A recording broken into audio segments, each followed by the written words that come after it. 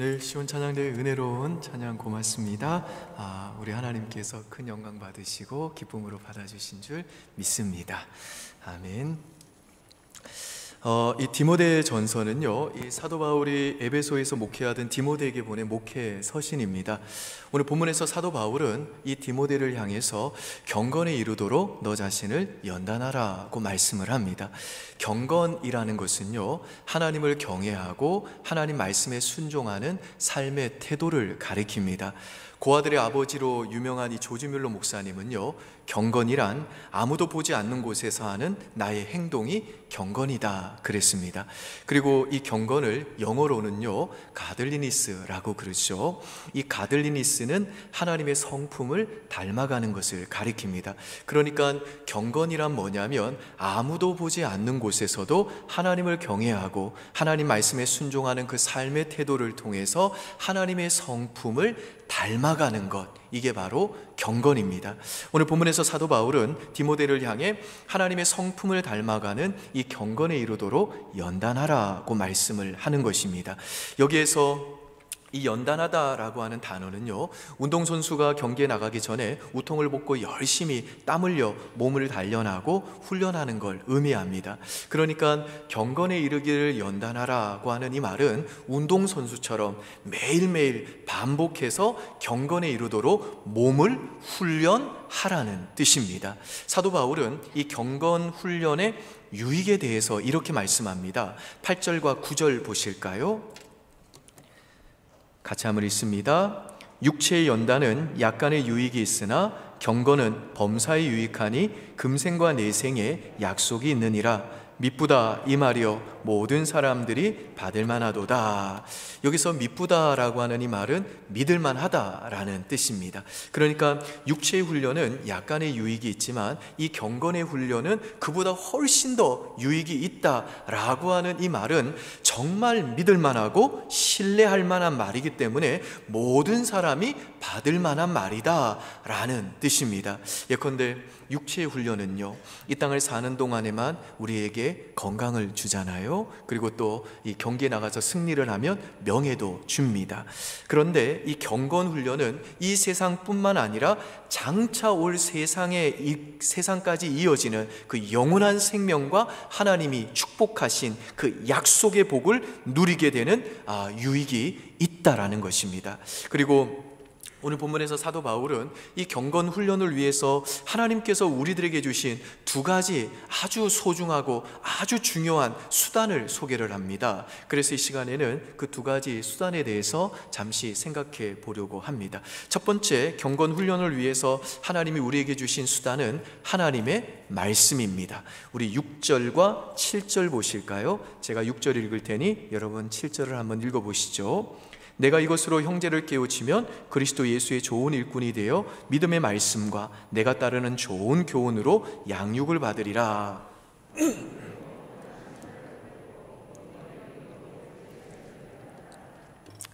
이 당시 이 디모데가 이 목회하던 에베소에는요, 망령되고 허탄한 신화와 거짓되고 쓸모없는 무의미한 가르침들이 많이 있었습니다. 그래서 이런 것들을 자주 접하게 되면 신앙의 경건함을 추구하는 일에 방해거리가 되었어요. 이런 이유 때문에 지금 사도 바울은 그런 환경 속에서도 디모데가 하나님의 말씀을 믿음으로 붙들고 그 말씀으로 날마다 가르침을 받고 그 말씀이 주는 교훈을 따라 살면 경건해지게 될 것이다 라고 지금 사도 바울이 이 디모데 목사님에게 권면해 주는 겁니다.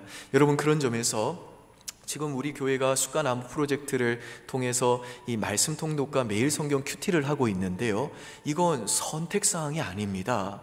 우리들이 정말 하나님이 오늘 우리에게 요구하시는 뜻대로 정말 경건에 이르기 위해서는요, 이 말씀 묵상과 매일 성경 큐티, 이 숫가나무 프로젝트는요 필수 상황인 것입니다. 아멘이세요 여러분? 아멘. 나만 아멘인가? 아멘이세요 여러분? 아멘.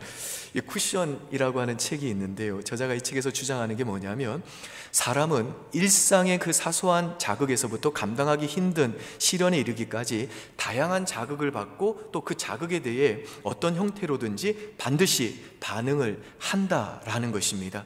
그런데 짐승은 이 자극을 받으면 본능적이고 자동적으로 반응을 하는 반면에 인간은요, 이 자극과 반응 사이에 그 마음의 공간이 있다는 것입니다. 그래서 인간은 그 자극과 반응 사이에 있는 그 마음의 공간 때문에 이 자극을 받으면 짐승처럼 본능적으로 자동적으로 반응하는 대신에 생각하고 고민하는데, 인격이 고상하고 훌륭한 사람일수록 이 자극과 반응 사이에 있는 그 마음의 공간이 넓다는 것입니다. 말하자면 인격이 고상하고 훌륭한 사람들은 그 자극과 반응 사이에 있는 그 마음의 공간에 이 쿠션이 있는데, 그 쿠션이 두껍다는 것입니다. 반대로 인격이 미성숙하고 또 천박하고 훌륭하지 않은 사람일수록 그 자극과 반응 사이에 있는 그 쿠션이 얇다라는 것입니다. 그래서 이런 사람은 어떤 일이나 사건에 의해서 자극을 받으면 금방 상처받고 화를 내고 분노하고 미워하고 복수한다는 것입니다.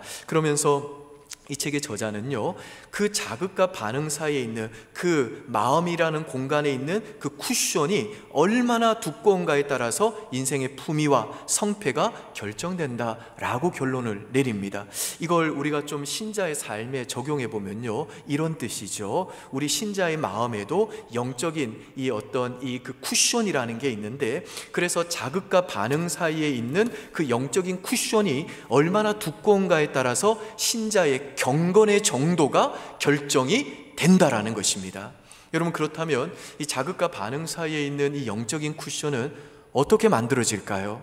제가 결론부터 말씀드리면 하나님의 말씀으로 만들어집니다. 그러니까 우리가 날마다 이 하나님의 말씀을 듣고 이 말씀을 묵상하고 또 이 말씀을 암송함으로, 그 말씀으로 우리의 마음, 그 자극과 공간 사이에 있는 우리의 그 마음의 공간에다가 이 말씀을 채울 때에 이 영적 쿠션이 그 말씀에 의해서 만들어지게 된다라는 것입니다. 그리고 우리가 이 하나님의 말씀을 통해 이 영적인 쿠션을 우리 마음에 이렇게 두껍게 만들어야만 가정에서, 교회에서, 또 직장에서 정말 가시 같고 찔레 같은 사람들이 나에게 자극을 주고 또 나를 찔러도 본능대로 반응하지 않을 수 있고, 또 어떤 일이 일어나더라도, 어떤 자극이 나에게 주어지더라도 세상적인 방식이 아니라 하나님의 방식대로 하나님의 성품을 닮은 하나님의 백성답게, 하나님의 자녀답게 경건하게 반응할 수 있게 된다라는 것입니다. 여러분, 저는요, 이 교파를 초월해서 어떤 목사님이든지 간에 그분에게 장점이 하나라도 있으면 그 장점을 내 것으로 최대한 흡수하려고 노력을 합니다. 예컨대 저는 얼마 전에 돌아가신 조용기 목사님의 신학은 다 동의하지는 않습니다만은 그분이 가진 참 귀한 점이 하나 있는데, 그게 뭐냐면 그분이 말씀을 참 많이 암송하셨다는 것입니다. 그래서 그분의 설교를 들어보면요, 이르시되 하면서 이 하나님의 말씀을 막 애드립처럼 외우시는데 얼마나 많은 말씀을 암송하고 계시는지 모릅니다. 그래서 한 장로님이 목사님 왜 그렇게 말씀을 많이 외우고 계시냐라고 물어봤어요. 그러니까 조용기 목사님이 이렇게 대답했어요. 저는 너무나도 부족하고 너무나도 많은 위험 속에 있었기 때문에, 그렇기 때문에 하나님의 말씀을 암송하지 않으면 살 수가 없었던 것입니다. 하나님의 말씀을 암송하면 그 말씀이 나한테 용기를 주었던 것입니다. 용기를 주면은 그 말씀을 붙잡고 나가는 것입니다. 그렇게 얘기를 해줬어요. 하나도 안 똑같아서 죄송합니다. 그런데 장로님이 그 얘기를 듣고 그냥 뭐 참 들을 만한 얘기다 했는데 마음 가운데 감동이 있어서 이분이 그날부터 말씀을 묵상하고 외우기 시작하신 거예요. 그런데 말씀을 묵상하고 외우니까요, 어떤 현상이 일어나기 시작했냐면, 내가 당황할 만한 어떤 상황들이 딱 생기면 그때 그 외웠던 말씀이 확 생각이 나더라는 거예요. 말씀이 확 떠오르더라는 것입니다. 그래서 내가 어떻게 해야 될지 모를 때 그 말씀이 자기가 가야 될 길을 비춰주더라는 것입니다. 그리고 인생에 무슨 일이 생겨서 자극이 올 때 그냥 감정대로 세상 방식으로 믿음 없이 반응하는 게 아니라 하나님의 자녀답게 바른 선택을 하게 되고 경건하게 하나님의 성품을 닮은 하나님의 자녀답게 반응을 하게 되더라는 것입니다. 김동호 목사님도요, 이와 비슷한 얘기를 하셨어요. 자녀들이 어렸을 때 김동호 목사님 사모님께서 헌 달력 그 뒷장에다가 그 성경 구절을 하나씩 적어가지고 늘 벽에 붙여서 아이들이 밥 먹기 전에 항상 그걸 읽게 했대요. 그래서 아이들도 아이들이 그걸 뜻도 모른 채 엄마가 시키니까 그냥 벽에 붙어 있는 그 성경 구절을 어릴 때부터 읽고 기도하고 밥을 먹었다는 거죠. 그러면 애들이 몇 번을 그렇게 하다 보면 그냥 보지도 않고 중얼중얼 외우게 되고 아멘 하게 되고, 그래서 밥을 먹었다는 거예요. 그 모습을 보면서 김동호 목사님이 아니 애들이 뜻도 모르는데 저렇게 말씀을 외우는 것이 무슨 소용이 있을까라고 생각을 했답니다. 그런데 이제 아이들이 중학생이 됐는데 어느 날 막내가 어디에서 그냥 담배 모양으로 된 이 껌을 하나 들고 와가지고 엄마 앞에서 담배 피는 이 신용을 하는 거예요. 그래서 사모님 놀래가지고 때려주려고 몽둥이를 들고 달려왔더니 막내가 막 그 껌껍질을 벗기면서 엄마 이거 껌이야 껌 그러더라는 거예요. 그래서 사모님이 이걸 때리자니 아닌 것 같고 그냥 두자니 좀 찜찜했다는 거죠.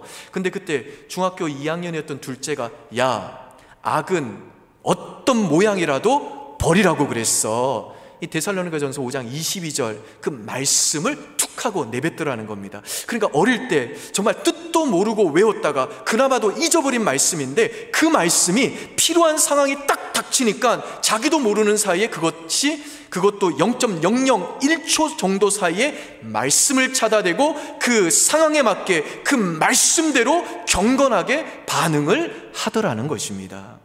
여러분 시편 119편 105절에 보면요, 주의 말씀은 내 발의 등이요 내 길의 빛이니이다 라는 유명한 말씀이 있죠. 그러니까 우리가 평소에 하나님의 말씀을 묵상하고 그 말씀을 암송해서 내 마음에 부지런히 저장해 두면요, 성령께서 그 말씀을 사용하셔서 내 앞길을 비춰주시고 나에게 어떤 자극이 주어질 때에도 그 말씀이 주는 능력을 따라 경건하게 반응하도록 우리를 도와주신다는 것입니다.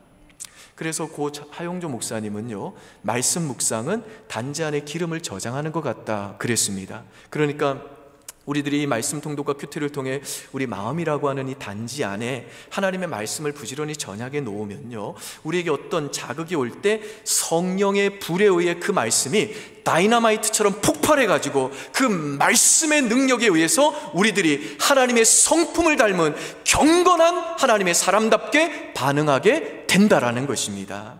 그런 점에서 저는 올 2022년도에는 정말 저와 여러분들이 이 쑥가나무 프로젝트를 통해서 날마다 경건에 이르기를 훈련하는 말씀의 사람 되시기를 주님의 이름으로 축복합니다. 이 시간 여러분들 한번 가슴에 손을 이렇게 얹어 보시겠습니까? 제가 여러분들을 위해서 오늘 믿음으로 정말 축복하며 선포할 때에 여러분들은 정말 말씀의 사람 되기로 올 한 해 정말 말씀의 사람 되기로 결단하는 마음으로 아멘 하고 좀 한번 외쳐주시면 좋겠습니다. 은평의 교우들이여, 올 2022년도에는 말씀의 사람 될지어다. 말씀의 사람 될지어다. 아멘. 믿음대로 될 줄 믿습니다.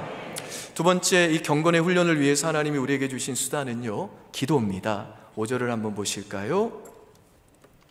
5절을 보시면요, 여러분이 한번 읽습니다. 시작.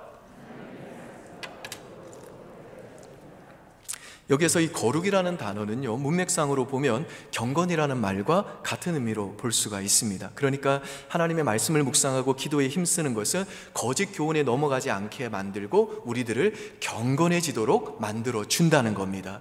여러분, 제가 지난주 설교를 통해 올해에는 우리들이 정말 가정에서든 직장에서든 교회에서든 우리의 혀를 잘 제어해 가지고 축복의 말을 많이 하자고 말씀을 드렸죠. 이건 무슨 말이냐면 정말 우리들의 입술이 하나님을 닮은, 하나님의 성품을 닮은 경건한 사람이 되도록 우리가 훈련을 하자라는 그런 의도입니다. 그런데 지금 우리가 사는 이 포스트 모더니즘 시대는요, 너 감정대로, 너 마음 가는 대로 솔직하게 사는 것이 최고다 라고 외치기 때문에 우리들이 이 축복의 말보다는 솔직하게 이 말하라 라고 하는 그런 어떤 강요를 받게 되는 시대를 우리가 살고 있습니다.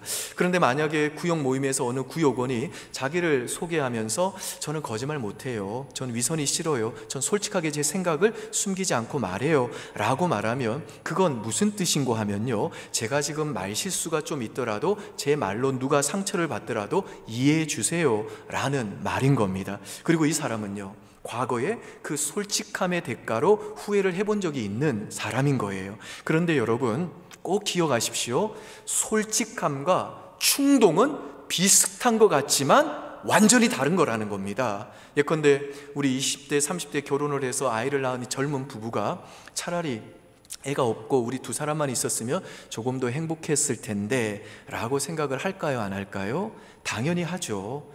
수많은 리서치 기관에서요, 그 생각을 거의 안 하는 젊은 부모는 없다라고 그럽니다.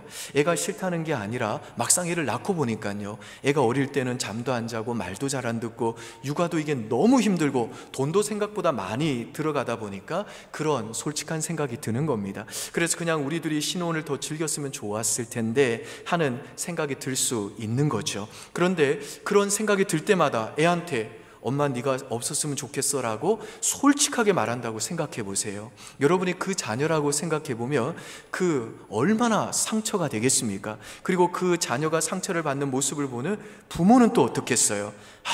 내가 그 말 하지 말걸 하면서 후회가 들겠죠. 그러니까 너 감정 가는 대로, 너 마음 가는 대로, 너 하고 싶은 얘기 다 하고 살아. 그래야 너 행복해질 수 있어. 너를 가로막고 너를 억압하는 모든 것은 다 너의 행복을 가로막고 있는 잘못된 것들이야 라고 하는 이 포스트 모더니즘 시대가 외치는 대로 우리가 살게 되면요, 우리는 그냥 충동에 따라 말하게 될 것이고, 그러면요 결국 후회하게 되어 있다라는 것입니다. 그래서 여러분, 성경은요 솔직함에는 언제나 굉장히 중요한 파트너가 반드시 필요하다고 얘기하는데, 그 파트너가 뭐냐 하면 지혜인 겁니다.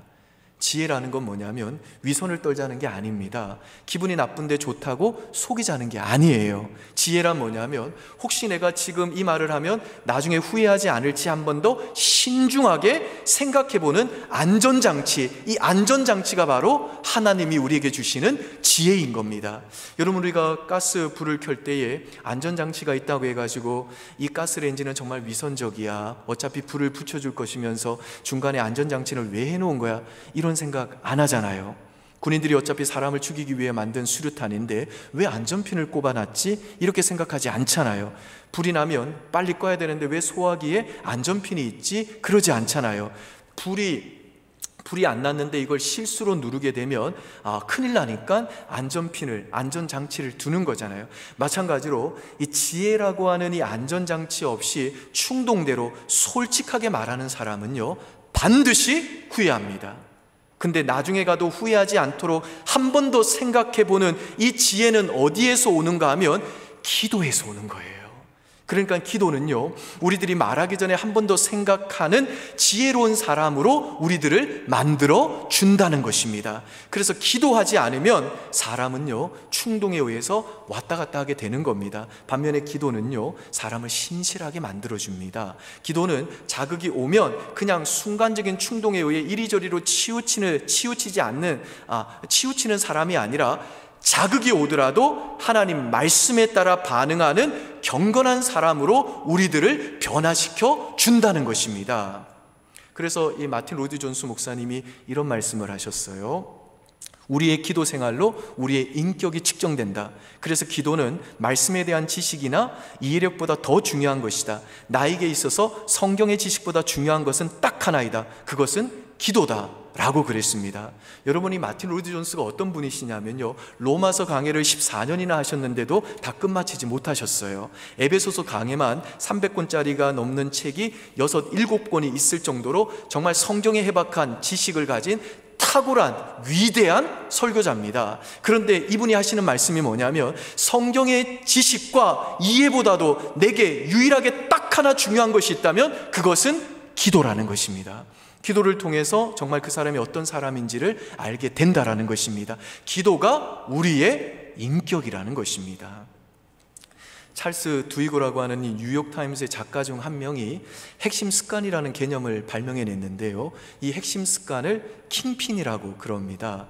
여러분, 우리가 이 볼링을 치게 되면 제일 그 앞에 있는 그 꼭지점이 되는 1번 핀이 있잖아요. 그걸 소위 킹핀이라고 부릅니다. 이 킹핀이 딱 맞아서 이제 넘어지면 어떤 일이 일어나죠? 도미노 현상처럼 그 킹핀 뒤에 있는 다른 핀들이 다 쓰러지게 되는 것이죠. 그것처럼 우리의 삶에도 이 킹핀과 같은 핵심이 되는 습관이 있는데, 그 핵심 습관을 바꾸면 나머지 인생의 모든 영역에 도미노 같은 영향을 주게 된다라는 것입니다. 그러면서 이 찰스 드위거는요, 정리정돈을 하는 것, 글을 쓰는 것, 운동하는 것, 감사를 표현하는 것, 이런 것들이 인생에서 굉장히 중요한 습관이 돼서 정서와 운명에 가장 큰 영향을 끼친다라고 얘기를 했습니다. 여러분, 그렇다면 우리 예수님의 핵심 습관은 뭐였을까요?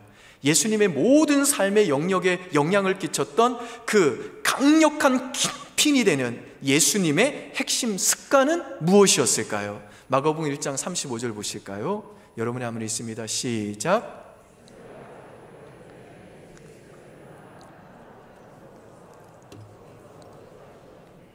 누가복음 22장 39절 보시죠. 제가 한번 있습니다.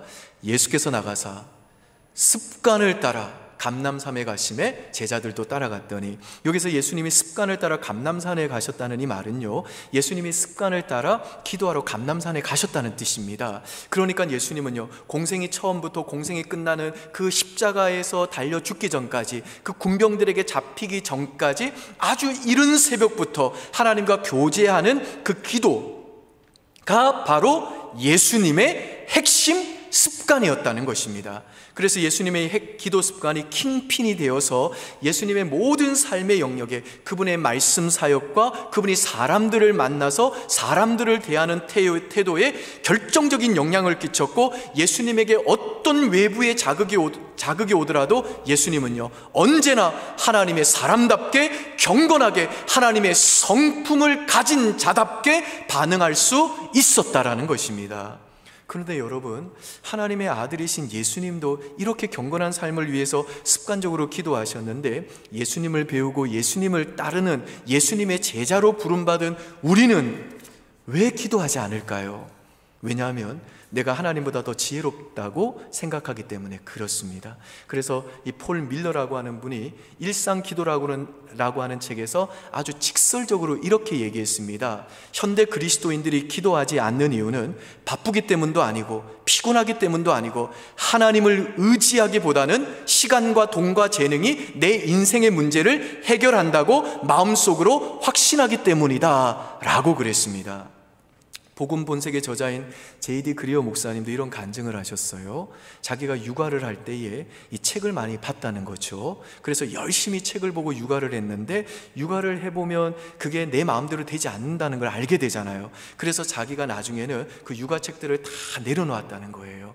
그러면서 내 힘으로 안 되는구나 하면서 육아를 위해서 기도하기 시작을 했다라는 겁니다. 그러니까 우리가 기도하기 위해서는요, 육아책이 중요하지 않다는 것이 아니라, 우리가 정말 기도하기 위해서는 먼저 내가 하나님보다 더 지혜롭다고 생각하는 내 생각을 내려놓고 다른 그 어떤 무엇보다도 내 인생의 모든 문제를 해결해 주실 수 있는 하나님을 의지해야 된다라는 것입니다.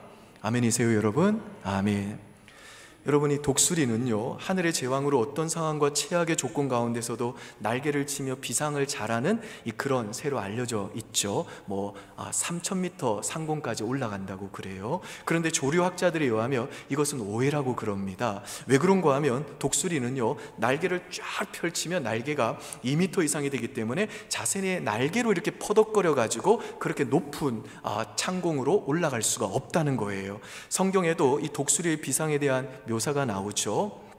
여호와를 앙망하는 자는 독수리의 날개치며 올라감 같을 것이다 라고 했습니다마는 원문과 영어 성경에는요, 날개치며 라고 하는 이 단어를 soaring, 이 soaring, soaring이라고 표현하고 있습니다. 여기서 이 soaring이라는 단어는요, 스스로의 노력이나 힘으로 날아오름이 아니라 활공을 의미합니다. 이 활공이란 뭐냐면 날개를 움직이지 않고 바람의 힘으로 나는 걸 가리킵니다. 그래서 독수리가 날아오를 때 그 모습을 우리들이 자세히 살펴보게 되면 독수리는 날개를 퍼덕이지 않습니다. 그냥 날개를 좌우로 완전히 활짝 펴고 가만히 있습니다. 그러니까 독수리의 비행은 바람이 날개를 밀어 올려서 높이 날아오르는 것이기 때문에 그 바람의 힘에 의해 그 비행이 전적으로 의존되어 있다라는 것입니다. 그런데 이 독수리와는 반대로 참새는요 100% 자력으로 움직입니다. 참새는 오직 자신의 날갯짓으로 날아가요. 그래서 비가 오거나 폭풍우가 치거나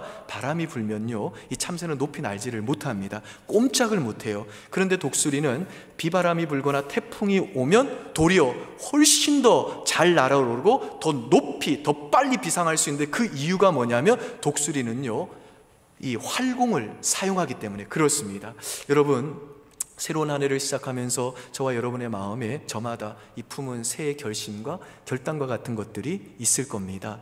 열심히 최선을 다해서 빽빽하게 채워진 시간표와 계획표에 따라 살 준비를 이미 다 갖추신 분들도 계실 거예요. 물론 그 의지와 태도는요 굉장히 좋은 겁니다. 그러나 여러분, 하나님 앞에서 우리의 고질적인 문제가 뭐냐면 오직 내 스스로의 힘으로 무언가를 잘 하려는 데 있다는 것입니다. 하지만 그러면 어떻게 되냐면 100% 자력으로 날아오르려고 하는 그 참새처럼 때로는 처절하리만큼 열심히 노력하고 수고하지만 낮은 지대를 오가는 자기 한계를 벗어날 수가 없는 겁니다. 그래서 참새처럼요 인생의 그 거친 비바람과 폭풍우를 만나게 되면 날개를 접을 수밖에 없게 되는 겁니다. 근데 여러분, 예수 믿는 저와 여러분은요 참새처럼 우리들의 힘으로 자력으로 나는 존재들이 아니라 독수리와 같이 활공하며 살아가야 될 존재들입니다. 그래서 우리는 하나님께서 우리의 인생에 일으키시는 이 성령의 바람을 타고 우리를 맞서는 모든 저항을 이겨내고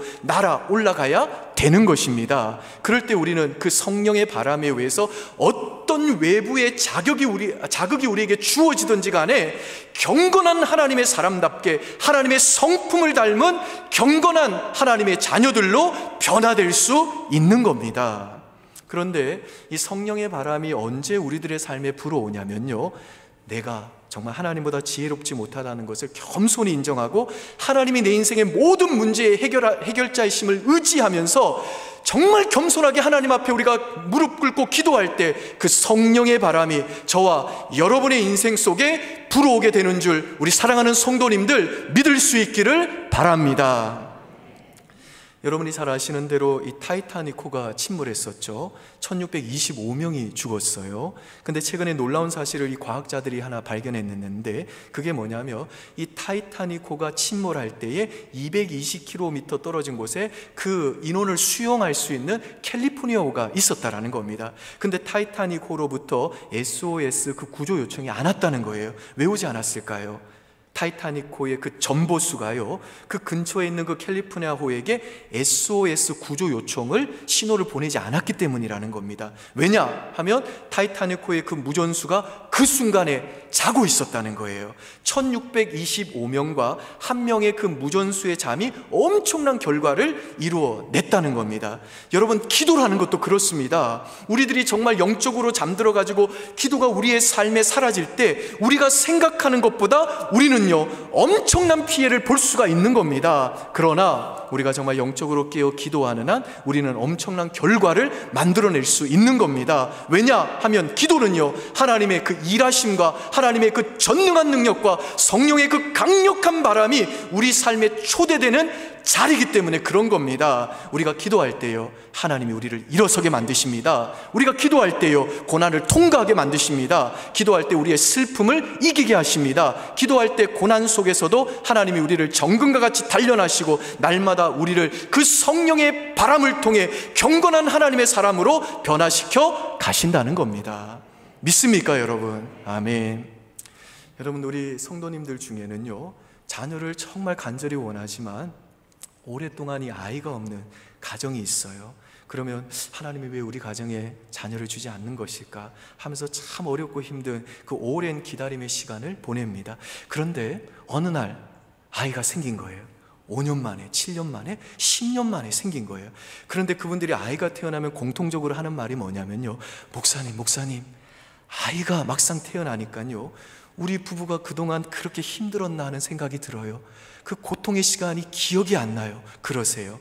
여러분, 저는요, 예수님 믿고 기도하는 사람한테 제일 큰 축복이 이거라고 생각합니다. 그러니까 기도하는 사람한테 가장 큰 축복은 뭐냐면, 언젠가 그 아픔의 시간이 생각이 안 날 만큼 하나님께서 반드시 좋은 날을 주신다는 겁니다. 그 고난의 시간조차 하나님은 우리의 삶에 은혜의 재료로 쓰신다는 겁니다. 그래서 좋은 날이 왔을 때 그 고난의 시간이 정말 생각이 안 날 정도로 그 고난과 아픔이 오히려 치유와 회복과 감사와 찬양과 간증의 재료로 만들어 주신다는 겁니다. 그러므로 사랑하는 우리 은평의 모든 가족 여러분들, 하나님께서 여러분의 그 고난과 아픔의 시간조차도 버리지 않으시고 그 모든 것을 반드시 합력하여 선이 되게 하실 거라는 이 믿음 가지시고, 올 2022년도에는 날마다 말씀과 기도를 통해 성령의 바람을 타고 독수리처럼 힘차게 하나님을 향해 비상하시고, 매일매일 어떤 자극이 주어지는 환경 속에서도 경건한 하나님의 사람으로 변화되는 이 복된 은혜 누리며 사시기를 주님의 이름으로 축원드립니다. 아멘. 기도하겠습니다. 아버지 하나님, 2022년 새해를 맞이하면서 오늘 하나님께서 우리에게 올 한 해 동안 정말 간절히 우리를 향한 하나님의 그 소원과 뜻은 우리들이 경건에 이르도록 우리 자신을 연단하라는 이 말씀인 줄 믿습니다. 내 아들아, 내 사랑하는 딸아, 경건에 이르도록 내 자신을 연단해라. 이게 너를 향한 나의 소원이고 나의 뜻이다 말씀하시는 이 말씀, 오늘 우리 모두가 하나님이 우리에게 주시는 음성으로 받도록 은혜 내려 주시옵소서. 그리고 이 경건에 이르는 것이 우리의 힘에 달려있지 않게 하시고 성령의 그 전능한 능력에 달려있게 하시며 그 성령의 바람이 우리에게 불어오도록 소중한 말씀과 기도라는 은혜의 수단 주신 거 고맙습니다. 우리 사랑하는 모든 성도들이 올 한 해에는 이 숫가 나무 프로젝트를 통해서 정말 하나님의 말씀을 날마다 읽게 하시고 묵상하게 하시고 또한 암송하게 하심으로, 그리고 날마다 나의 연약함을 고백하며 우리 인생의 모든 해결자는 하나님이신 것을 의지하면서 기도함으로 경건에 이루도록 훈련할 수 있도록 우리 모두에게 은혜 내려 주시옵소서. 그래서 어떤 환경 속에서도 어떤 자극 속에서도 정말 하나님의 그 성품을 닮은 하나님의 백성답게, 하나님의 자녀답게 바른 선택을 하게 하시고 세상적인 방식이 아니라 믿음의 방식으로 선택하게 하시고 하나님의 그 말씀에 따라 순종하는 믿음의 반응을 하는 경건한 하나님의 사람으로 살 수 있도록 은혜 내려 주시옵소서. 감사드리며 예수님 이름으로 기도합니다. 아멘. 우리 다 함께 자리에서 일어나셔서